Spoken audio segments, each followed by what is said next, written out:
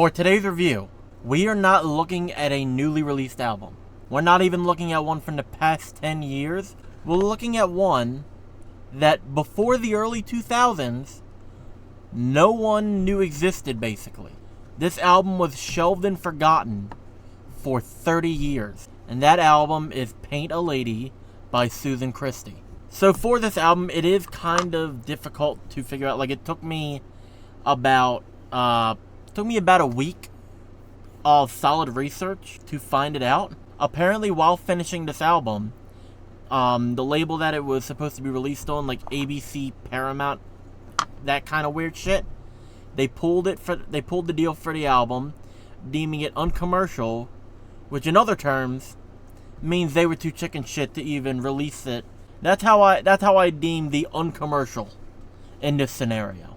And to push that point more, here is 3 different ABC or ABC Paramount releases between 69 to 71 that are pretty much in that weird wheelhouse. So we have Bold by Bold. There's 2 different pressings. There's one vinyl in 70. There's 1 CD in 2011. It is psychedelic rock. Next up, Phoenix, with their self-titled album Phoenix. 2 pressings, a US and a Canadian vinyl, from 1969, folk rock. And then, I'm guessing I'm going to say this right. If I don't, I'm sorry. Demian, with their self-titled album, I'm just going to call it Demian. 16 pressings, with the latest being 2021 on vinyl. Psychedelic rock. So how did these ones get put out? And I listened to them. They're a bit more obscure. How did they get released? But Paint a Lady got shelved, basically. How was this deemed uncommercial when other artists at the time, like Pink Floyd, David Bowie, The Doors, and so many other very popular acts, were doing so well with this mix of psychedelic or folk-based music in their albums? We might never know the full reason for those people deciding this is uncommercial, but we have it saved. The overall reaction when I first heard this, it honestly blew me away. I've heard some amazing albums from my obscure music dig. Like, one of my favorites from my obscure music dig is Pussy Plays by Pussy, Silver Bart 4 Times Sound Raising, The Lost Gonzo Band. A bit different from everything. Tobruk's I think their self-titled album. A lot of great music, basically. The mix of folk and psychedelic within here is on par or even better than some of the other albums at this time. But it gives this dark, eerie feeling over a few songs, which kind of lingers, for me, onto the whole entire thing. Especially with the knowledge behind the album and how it was like lost and forgotten. This is so much better. It's kind of like when you let fine wine age. This would have been perfect at that time, but I feel like when it got released in the 2000s, even better. And it's like, it even can go into complete chaos, but still nails it right on the head. First, we're actually going to talk about how it got found. If I'm correct, there was some record label. For some reason I don't have it written down. Don't know why. Weird. Sorry. So apparently the record label is Finders Keepers, and they were able to locate her.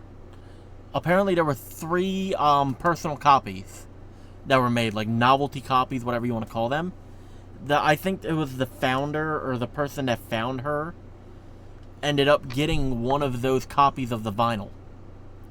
I don't know if I believe they got the masters as well. I believe Susan Christie ended up just having everything regardless.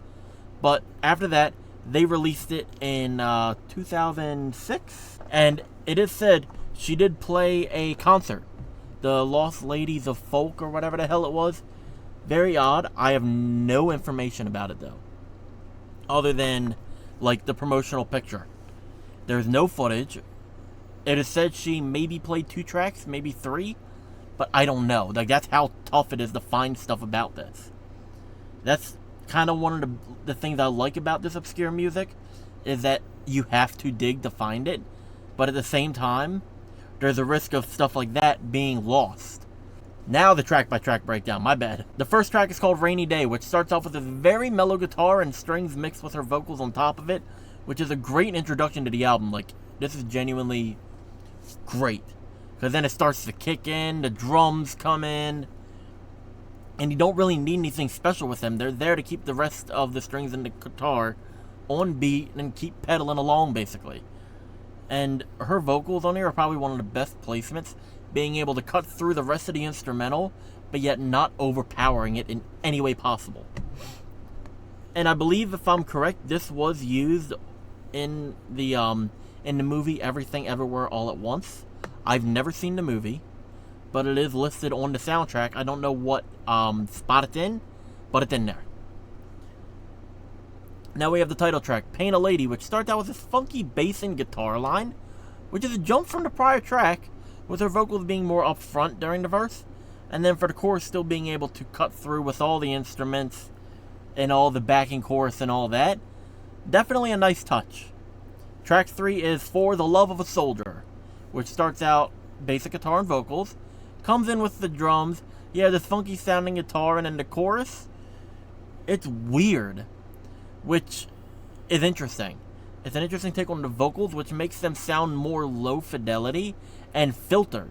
At first, I thought it was an organ playing at the same time, but it's like her vocals, like when she says For the Love of a Soldier, you have to listen to it, but it's like, you hear that, and then the second part of the chorus, it's so much different. It's weird, but it's so cool. Track 4 is Ghost Riders in the Sky, which apparently, according to what I could find, she said is one of her finest tracks, and I can't lie, I feel the same. This is a great track off of this. And then out of everything on this, it is one of the most perfected songs, with this dark and eerie, like, vibe over the whole thing. And the horns and the strings taking up the majority, with some great guitar and drum work alongside it. And the star of the show in this is her vocals yet again. And it overpowers everything, and it still remains perfect. Now we have the track Yesterday, Where's My Mind, which starts out as a spoken word story, which different approach than the previous ones, and a very odd one coming off of the powerhouse that was Ghost Riders. And it is just weird. It's accompanied with these, like, the funky drums on it. It is just odd, and then you get into the trippy part with, like, the more intense vocals and the swirling sound effects and the organ, and then she starts screaming during the whole thing. It is, like, the most bizarre. I think it's, like, 3 minutes out of, like, the 9-minute song.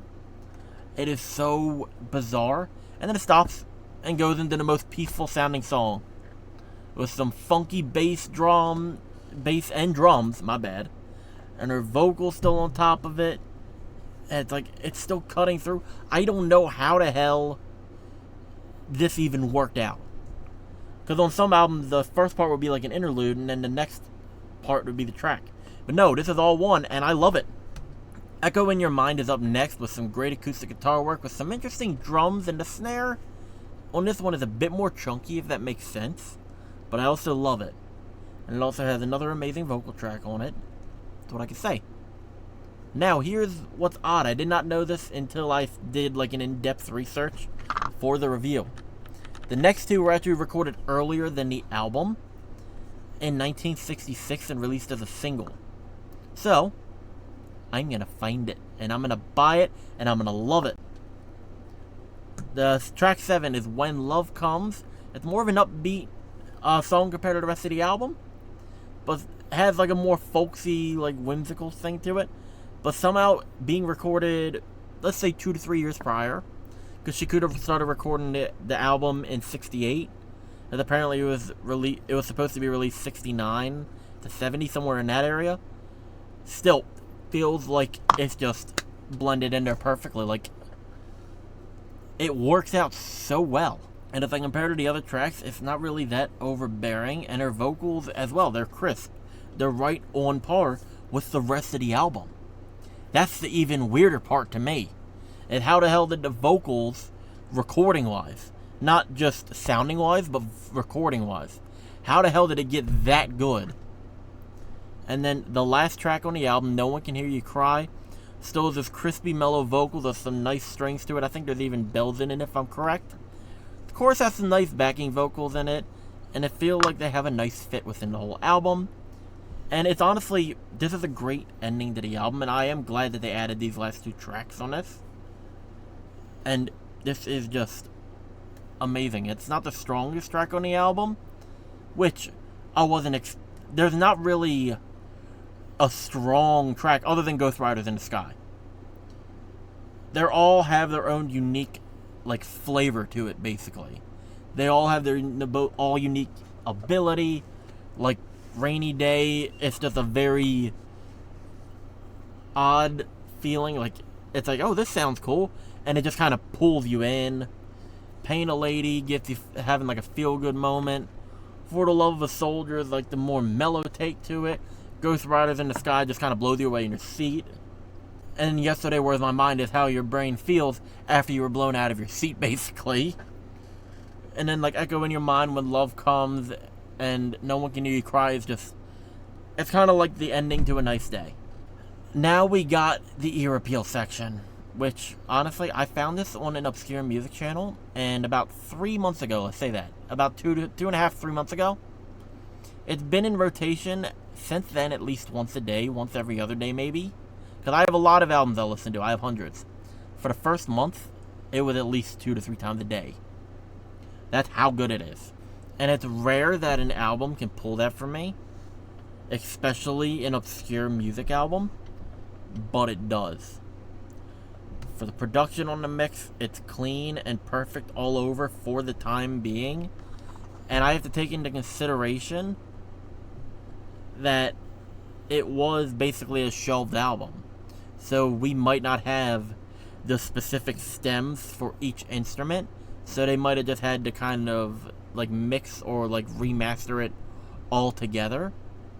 But this is amazing. There's not one time throughout this where I thought something with the vocals or the drums or the guitars or the bass or the horns or the strings. I never thought during the whole entire album that something is mixed wrong. This should be fixed. This should be louder. This should be quieter. I never thought of that throughout. I never thought of something clipping or whatnot. This is one of the only 10 out of 10 albums I will ever say, no exceptions. And I said before hearing this, when I first started doing reviews, that my only 10 out of 10 album would be David Bowie's The Rise and Fall of Ziggy Stardust and the Spiders from Mars, because it's a timeless classic. I feel the exact same way, if not stronger, about this album. This is an instant classic that never got the chance to be an instant classic, in my opinion. It's unfortunate that it took 30-something years for this to be shown to the light of day, to the people, to the public, and it was probably just in her basement, or like in the attic or something, just rotting away, basically. Just collecting dust, being lost to time. Keep in mind, they said no to releasing this, but also around the same time, Captain Beefheart and his Magic Band put out Trout Mask Replica. I know it's under a different label, but you have that being put out, but you think that this is too outlandish of an album? This is honestly why I suggest highly with everyone, either form your own small label that you can just put whatever the hell out you want on it, put it out independently like I do stuff so that way music is not lost. This is one that got saved, and I am so thankful for the record label that did it.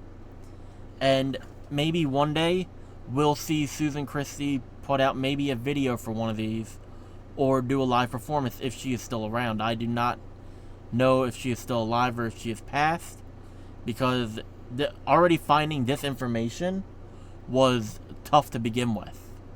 Finding anything else, I don't know. So, that'll do it for today's episode. If you have any other information about this album, other than how many were pressed of the novelty, I believe it was 2 to 3, maybe 4, but I believe the number 3. Or like, if you have any footage from that Lost Ladies of Folk festival, or have just been able to find new music from her specifically, please let me know in the comments, and I will see you in the next one.